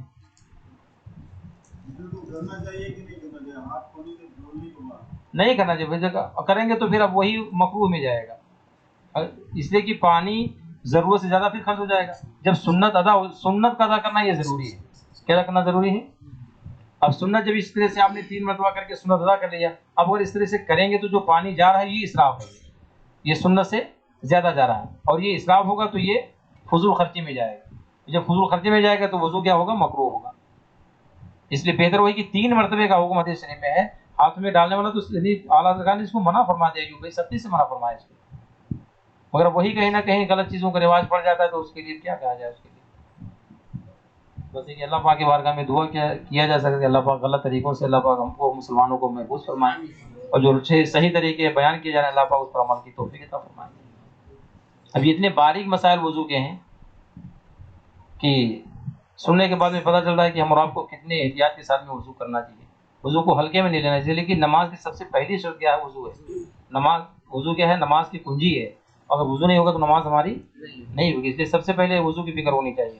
ہمارے حاجی توفیق صاحب نے ماشاءاللہ نعت خان نے پہلے کہا کہ وضو ہی کا بیان رکھا جائے، اس لیے کہ نماز کے لیے روزانہ نماز پڑھنی پڑتی ہے 5 مرتبہ، پانچوں مرتبہ وضو کرنا بھی کیا ہے؟ شرط ہے، تو وضو کا بیان بہت ضروری تھا۔ فرماتے ہیں ہر قسم کے جائز ناجائز گہنے، چھلے، انگوٹھیاں، پوٹیاں، کنگن، کانچ، لاکھ وغیرہ، یہ سب زیوروں کے نام ہیں، کی چوڑیاں، ریشم کے لچھے وغیرہ اگر اتنے تنگ ہوں کہ نیچے پانی نہ بہے تو اتار کر دھونا فرض ہے۔ یہ عورتوں کے لیے، کس کے لیے ہے؟ کن لوگوں کے لیے؟ عورتوں کے لیے ہے۔ مردوں کو کنگن پہننے کی ضرورت، اور آج کل نیا نیا رواج، جو اجمیر شریف جاتے ہیں بیچارے وہاں دیکھتے ہیں ان فساق فاجر و فاجر لوگوں کو، فاسق و فاجر لوگوں کو دیکھتے ہیں جو حقیقت میں شیعہ ہوتے ہیں۔ کیا ہوتے ہیں؟ شیعہ رافضی ہوتے ہیں، خبیث۔ ان کو دیکھتے ہیں کہ یہ تو دیکھو یہاں سرکاری غریب نواز یہاں پہن کر رکھے ہیں، بیچارے وہاں سے پہن کر کے یہاں چلے آتے ہیں۔ اللہ، بڑا عجیب جو رواج ہے۔ اب وہ بیچارے مجاور عقیدت میں اہل سنت والجماعت کے لوگ الحمدللہ سرکاری غریب نواز کی بارگاہ میں حاضری دینے کے لیے جاتے ہیں، وہاں زبردستی ان کے ہاتھ میں کلامہ پہنا دیتے ہیں کہ ہاں یہ تحفہ ہے، اور یہ کیا بولتے ہیں اس کو، دھاگا سرکار غریب نواز کی بارگاہ کے باندھ لوگے تو بیماریاں نہیں رہیں گی۔ سختی سے علماء نے منع فرما دی ہاتھوں میں باندھنے سے۔ بے شک وہ تبرک سمجھا جائے اسے، حضرت کی بارگاہ کا ہے، تبرک ہے ہمارے لیے، مگر کہ تبرک کو ضروری کہ ہم ہاتھ ہی میں باندھ کے رکھیں؟ جی، گلے میں ڈالنا چاہیے، اپنے ہاتھوں میں باندھنا چاہیے۔ اور اکثر یہ اباش قسم کے نوجوان کرتے ہیں سب، جن کو دور دور سے بھی شریعت کا کوئی پاس و لحاظ نہیں، بس خالی چلے جائیں گے۔ اور وہ بھی میں تو سمجھتا ہوں عقیدت میں تو الا ماشاء اللہ، اللہ تعالیٰ بہتر دل کی بات جانتا ہے، مگر میں تو یہ ضرور کہتا ہوں کہ جو 5 وقت کی نماز نہ پڑھ سکے، جو فرائض نہ ادا کر سکے، جو کبھی اپنی مسجد کا منہ نہ دیکھ سکے، اور وہ غریب نواز کی بارگاہ میں جاتا ہے تو وہ تفریح کے لیے جاتا ہو۔ اگر عقیدت ہوتی تو جس دین کو سرکاری غریب نواز نے لا کر کے یہاں پھیلایا، الحمدللہ کبھی غریب نواز کی نماز ہمارے قضا ہوئی ہے؟ جی، کبھی نمازیں ان کی چھوٹی ہیں؟ تو جو ان کے کارنامے ہیں کم سے کم ان کو تم عمل کرو، پھر وہاں جاؤ تو الحمدللہ کیا نہیں ملتا ہے۔ جی، ہمارے امام کے بھائی علامہ حسن رضا کیا فرماتے ہیں؟ خواجہ ہند وہ دربار ہے اعلیٰ تیرا، کبھی محروم نہیں مانگنے والا تیرا۔ وہ تو بارگاہ ہے کہ وہاں سے کبھی کوئی محروم ہی نہیں ہوتا ہے، اور سرکار غریب نواز کا فیض تو یہ ہوتا ہے کہ اپنے نہ جانے بیگانوں کو کتنا عطا فرما دیتے ہیں۔ تو ہم تو اس عقیدت رکھتے ہیں الحمدللہ، مگر ایسی چیزیں نہیں ہونی چاہیے۔ میں یہ سمجھا رہا تھا کہ بہت سارے ہمارے نوجوان جاتے ہیں وہاں سے کنگن پہن کر کے آتے ہیں۔ کنگن کا پہننا مسلمانوں کے لیے جائز نہیں ہے، شادیوں میں بھی کنگن کا پہننا جائز نہیں ہے۔ شادیوں میں جو چاندی کے علاوہ سونے کی انگوٹھی جو آپ ہمارے یہاں اس علاقے میں جو دیتے ہیں اس کو کیا بولتے ہیں؟ پہناتے ہیں جو انگوٹھی ڈالتے ہیں رسم میں، جو انگوٹھی وغیرہ رنگ وغیرہ بولتے ہیں، کیا رنگ بولتے ہیں؟ رنگ بولتے ہیں نا، تو اپنی زبان میں بولیے رنگ بولتے ہیں، انگلش بولتے ہیں الحمدللہ۔ ہاں انگلش ہے بھیا، رنگ کا معنی ہی چلا ہوتا ہے نا جی، انگوٹھی، اس کو رنگ بولتے ہیں۔ چلیے نئے نیا زمانہ ہے تو نئے نئے الفاظ بھی آ رہے ہیں، ہم لوگ تو انگوٹھی ہی جانتے تھے۔ تو اب وہ جو دیتے ہیں سونے کے بچوں کو، یہ جائز ہے؟ آواز سے بولیے۔ تو آپ لوگوں کو لینا چاہیے، اور خالی یہاں سر ہلائیے بیٹھ کے نہیں لینا چاہیے، جب رسم و شادی تو سب لے لینا چاہیے۔ جی، خصوصی دیر ہے تو زبان منہ میں کیوں اللہ پاک نے دیا کہ یہ جو ہمارے لیے جائز ہے تو اپنی بچی کو دے دو نا۔ جو ہمارے لیے جائز نہیں ہے اور بچی آپ کی اپنی بچی کو دے دیجئے اس کو، تو کتنی بڑی خوشی کی بات ہوگی۔ جب اس کو جائز نہیں استعمال کرنا تو لینا پر مطلب کیا ہے اس کو، ناجائز حرام چیز کو۔ اس لیے بہتر یہی ہے کہ کہہ دیا جائے کہ بھئی آپ کی بچی کے لیے آپ ان کو میری طرف سے دے دیجئے، یا آپ اپنے ہاتھ میں لے کر کے اپنے اہلیہ کو تحفہ دے دیجئے کہ میری طرف سے تمہیں تحفہ ہے، آپ کو پہننے کی اس کی اجازت نہیں ہے۔ تو اپنے ہاتھوں میں کنگن نہیں ہے، کنگن یہ عورتوں کا زیور ہے۔ کس کا زیور ہے؟ اب اگر عورتوں کے ہاتھ میں کنگن ہو یا کوئی بھی ان کے ہاتھ میں زیور ہو، تنگ ہو، تو حضرت کیا بیان فرماتے ہیں کہ اسی صورت میں ان کو اتار کر کے دھونا کیا ہے؟ فرض ہے۔ اور اگر صرف ہلا کر دھونے سے پانی بہ جاتا ہو تو حرکت دینا ضروری ہے، اور اگر ڈھیلے ہوں کہ بے ہلائے بھی نیچے پانی بہ جائے تو کوئی ضروری نہیں۔ تینوں صورتیں ہیں، اگر بغیر ہلائے پانی اندر پہنچ جائے تو اتارنے کی کوئی ضرورت نہیں ہے، اگر ہلانا پڑے، ہلا کر کے پانی پہنچ جائے تو اس کو ہلانا فرض ہے، اور اگر ہلا کر کے بھی نہ پہنچے تو اتارنا فرض ہے۔ کیا فرض ہے؟ ہاں اتارا کر کے دھونا فرض ہے۔ ہاتھوں کی 8 گھائیاں، سو غور سے سمجھ فرمائیں، کتنی گھائیاں ہوتی ہیں؟ گھائیاں کس کو بولتے ہیں؟ جی جی، دونوں ہاتھ، دونوں انگلیوں کے بیچ کا جو حصہ ہوتا ہے نا، دونوں انگلیوں کے جو بیچ کا حصہ ہوتا ہے، یہ اس کو کیا بولتے ہیں؟ تو کتنے ہیں یہ دونوں ہاتھوں میں؟ 8 ہے نا؟ فرماتے دونوں ہاتھوں کی گھائیاں، انگلیوں کی کروٹیں، انگلیوں کی کون سی کروٹیں انگلیوں کی؟ جی یہ نہیں ہے، یہ اندر وہ کروٹ بولتے ہیں، ٹھیک ہے؟ تو یہ کروٹیں اور گھائیاں انگلیوں کی۔ اب آپ سوچیں کہ دیکھیے یعنی شریعت میں ان چیزوں کا کتنا اعتبار ہے اور کتنا احتیاط فرمایا گیا ہے۔ ناخنوں کے اندر جو جگہ خالی ہے، کلائی کا ہر بال، ذہن حاضر ہے؟ آپ لوگوں کو بھی ذہن حاضر ہے؟ صحیح صاحب، کلائی کا ہر بال، جڑ سے نوک تک، ان سب پر پانی بہ جانا ضروری ہے۔ اگر کچھ بھی رہ گیا یا بالوں کی جڑوں پر پانی بہ گیا، کسی ایک بال کی نوک پر پانی نہ بہا، وضو نہ ہوا۔ اللہ، اب آپ سوچیں کہ اگر اس طرح سے ہم کر لیتے ہیں تو امید یعنی اکثر و بیشتر تو یہی ہوتا ہے کہ پانی نیچے کی جڑوں سے تو نکل جائے گا، مگر اوپر کے بالوں پہ پانی، ہاتھوں میں بال ہوتے ہیں کہ نہیں ہوتے ہیں؟ تو بالوں کی جڑوں سے لے کر کے اوپر کے جو حصے نوک ہوتے ہیں، بالوں کے جڑوں سے نوک کے اوپر تک کے پانی بہانا کیا وضو میں فرض ہے۔ اگر ایک بال بھی اگر ایسا رہا آپ کا کہ جڑ سے بالوں کے نوک تو پانی نہیں بہا، تو عمر آپ کو وضو نہیں ہوگا، اور جب وضو نہیں ہوگا تو دوسرا فرض باقی رہے گا۔ یہ کروٹیں انگلیوں کی، ان پہ کیسے پانی بہائیں گے آپ؟ ایسے کر کے پانی بہائیں گے۔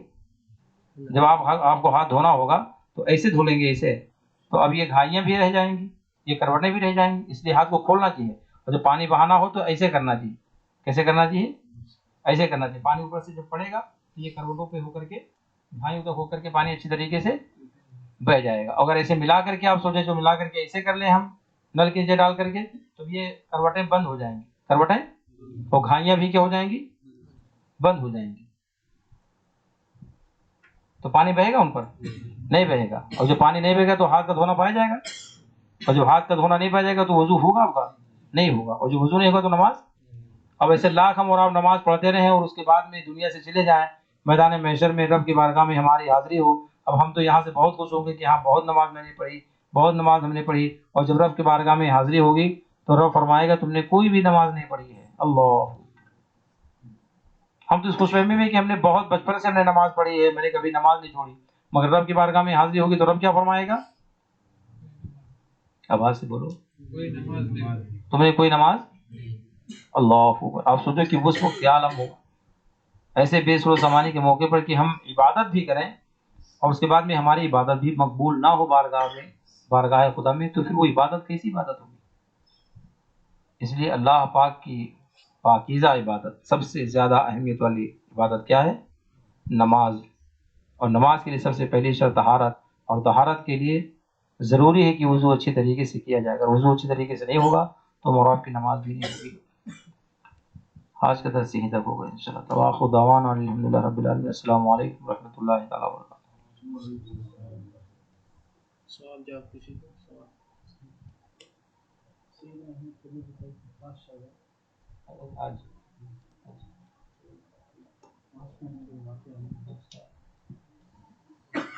درود شریف پیش کر لیجیے۔ صلی اللہ علیہ وسلم، صلی اللہ علیہ وسلم، الصلاۃ والسلام علیک رسول اللہ صلی اللہ علیہ وسلم۔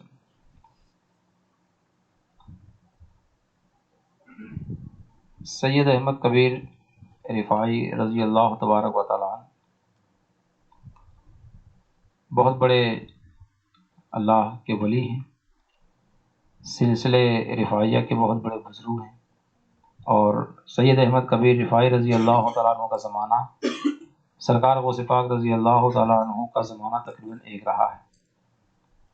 ایک جگہ مذکور ہے، اس میں مسئلہ یہ تھا کہ کچھ لوگوں نے یہ کہنا شروع کیا کہ سید احمد کبیر رفاعی کا مرتبہ سرکار غوث پاک سے زیادہ ہے، سرکار غوث پاک سے زیادہ ہے۔ اور دلیل میں وہی ایک واقعہ پیش کرتے ہیں کہ حضرت سید احمد کبیر رفاعی رضی اللہ تعالیٰ عنہ بارگاہ مصطفیٰ صلی اللہ تعالیٰ علیہ وسلم میں حاضری کے قصد سے حاضر ہوئے، تو دل میں خواہش تھی کہ سرکار اپنے دست اقدس کو مزار شریف سے باہر نکالیں اور میں اسے بوسہ دوں۔ تو وہاں جب پہنچے تو اللہ تعالیٰ نے کرم فرمایا اور ان کی قسمت کا نصیبہ بیدار ہوا۔ سرکار حالت بیداری میں اپنے دست اقدس کو اپنے مزار مبارک سے باہر نکالا اور حضرت سید احمد کبیر رفاعی نے بوسہ دیا اسے۔ اس دلیل کو لوگ پکڑتے ہیں اس واقعے کو، اور یہ دلیل پیش کرتے ہیں کہ سرکار غوث پاک رضی اللہ تبارک و تعالی عنہ سے زیادہ اونچا مقام ہے اللہ، حالانکہ ایسا نہیں ہے۔ سب سے زیادہ اونچا مقام کس کا ہے؟ سرکار غوث پاک کا۔ کس کا مقام ہے؟ اور یہ خود حضرت سید احمد کبیر رفاعی رضی اللہ تعالیٰ عنہ نے زبان مبارک سے ارشاد فرمایا ہے کہ اولیاء کرام میں سب سے زیادہ اونچا مرتبہ، سب سے زیادہ بڑا مرتبہ کس کا ہے؟ سرکار غوث پاک رضی اللہ تبارک و تعالیٰ عنہ کا ہے۔ سرکار سید احمد کبیر رفاعی رضی اللہ تبارک و تعالیٰ عنہ نے ایک مرتبہ یہ مشاہدہ فرمایا اور مصافحہ کیا، اور میرے غوث کی تو بارہا ایسی کرامتیں ہوئی کہ سرکار نے نہ جانے کتنی مرتبہ اپنے دست اقدس کو نکالا، سرکار غوث پاک نے بوسہ دیا، اور کتنی مرتبہ تو بنفس نفیس جیسے عالم بیداری میں سرکار کی زیارت نصیب ہوئی سرکار غوث پاک۔ سبحان اللہ۔ تو الحمدللہ ہمارے غوث کا مرتبہ بہت بلند و بالا ہے۔ اور حضرت سیدنا کبیر احمد کبیر رفاعی رضی اللہ تبارک و تعالیٰ عنہ کے سلسلے کے ہی بزرگ اپنے سرور مخدوم رضی اللہ تبارک و تعالیٰ عنہ قندھار شریف میں الحمدللہ ایک بزرگوں کی بڑی خدمات ہیں دین کے معاملے میں بھی، اور اس کے ساتھ ساتھ اپنے دوستوں کو، اپنے مریدین کو، اپنے متعلقین کو سنوارنے میں جو کردار ان لوگوں نے اہم اپنایا ہے، آج انہی کرداروں کا ثمرہ ہے کہ ہم لوگ الحمدللہ اسی میں بڑھ رہے ہیں، اسی میں ہم لوگ زندگی گزار رہے ہیں۔ یہ بزرگان دین کا صدقہ ہے، ان کی محنتیں ہیں، ان کی کاوشیں ہیں کہ انہوں نے صحیح طور پر اپنے متعلقین کی نشو و نما کیا، صحیح تربیت کیا، تو وہی صحیح تربیت، انہی کی تعلیم آج ہم اور آپ تک کے پہنچی ہے۔ ہم الحمدللہ جتنے بھی اللہ کے ولی ہیں سب سے محبت کرتے ہیں، جتنے بھی اولیاء کرام ہیں صحیح معنوں میں ہم لوگ سب سے محبت کرتے ہیں۔ ہر ولی کا ایک مقام ہے، اور الحمدللہ وہی مقام جو ہمارے علماء نے کتابوں کی روشنی میں جو ان کا مقام عطا فرمایا وہی ہمارے دل میں ہے۔ اور ہم الحمدللہ سب سے زیادہ جو اونچا مقام ہے کس کا ہے؟ سرکار غوث پاک رضی اللہ تعالیٰ عنہ کا ہے، تو اس سے ہم لوگ الحمدللہ بڑی عقیدت فرماتے ہیں۔ اور کوئی کتنے بھی بڑے مرتبے کا ولی کیوں نہ ہو، تو غوث پاک رضی اللہ تعالیٰ عنہ کے مرتبے کو نہیں پہنچ سکتا، اس لیے کہ اللہ پاک نے اونچا مقام عطا فرمایا ہے۔ جب سرکار غوث پاک رضی اللہ تبارک و تعالیٰ عنہ نے بغداد مقدس میں جامع مسجد کے اندر یہ اعلان فرمایا کہ میرا یہ قدم پورے دنیا کے اولیاء کرام کے گردنوں پر ہے، تو حضرت سید احمد کبیر رفاعی رضی اللہ تعالیٰ عنہ نے اپنے گردن کو جھکایا اور یہ عرض کیا کہ غوث پاک آپ کا قدم صرف میرے گردن پہ نہیں بلکہ آپ کا قدم تو میرے سر و آنکھوں پر ہے۔ سبحان اللہ۔ اسے بھی پتہ چلتا ہے کہ سرکار، کہنے والے لوگ کہتے ہیں الگ، مگر الحمدللہ ان کا مذہب بھی یہی تھا، اور سرکار سید احمد کبیر رفاعی رضی اللہ تبارک و تعالیٰ عنہ کے کارنامے بھی بتاتے ہیں کہ انہوں نے کبھی اپنے آپ کو برتر، غوث پاک سے برتر نہیں سمجھا، اور اپنے تمام متعلقین کو یہی انہوں نے وصیت و نصیحت بھی فرمائی کہ سب سے زیادہ اونچا مقام کس کا ہے؟ سرکار آج حضرت سید احمد کبیر رفاعی رضی اللہ تعالیٰ عنہ کے وصال پاک کی تاریخ ہے، اور اس سے پہلے 19 تاریخ ہوئی، وہ بھی ایک بہت بڑے جلیل القدر عالم دین حضرت علامہ جلال الدین سیوطی رضی اللہ تبارک و تعالیٰ عنہ کی وصال پاک کی تاریخ، بھی بہت بڑے عالم دین تھے، مجدد تھے الحمدللہ۔ کیا تھے؟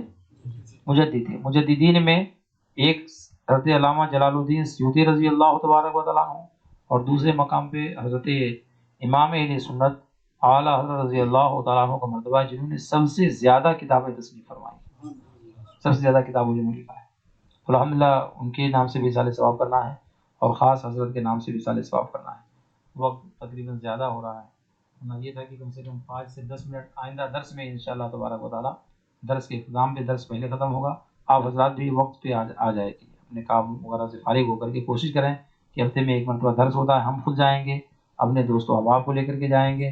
تو کچھ احباب نے بھی مجھ سے گزارش کیا کہ کم سے کم الحمد شریفی آپ مشق کر دیا کریں اپنے بچوں کو، بھائیوں کو اپنے مشق کروا دیا کریں 5 منٹ سے 7 منٹ جو بھی ٹائم ہو، 5 6 7 منٹ تک درس کے بعد میں، تو ان شاء اللہ تعالیٰ آنے والے درس میں یہ ہوگا۔ آپ حضرات سے گزارش ہے کہ آپ لوگ شرکت فرمائیں۔ اور کسی کو کچھ پوچھنا ہے؟ میرا جو ہے تو نماز دعا مشورہ کے بعد جب لوگ پھوک مارتے ہیں نماز کے بعد مطلب دعا مشورہ کے بعد جب تمہارے پیچھے امام پیچھے پڑھ رہے ہیں سلام پھیرنے سے پہلے سمجھا سلام پھرنے سے پہلے نہیں جائز، نہیں جائز سلام پھرنے سے پہلے پھوک مارنا نہیں جائز، بہت لوگ تو وہی سلام پھیرتے بچے کا ایکسیڈنٹ ہو گیا ہمارے گلے میں، دعا کرنا ہے ماجد بول کے نام ہے بچے کا، ابھی نام لے دو انا للہ، اللہ رب کریم فضل فرمائے، شفا اللہ بغتا فرمائے۔ سلام پڑھ لیں۔ صلی اللہ علی محمد صلی اللہ علیہ وسلم، صلی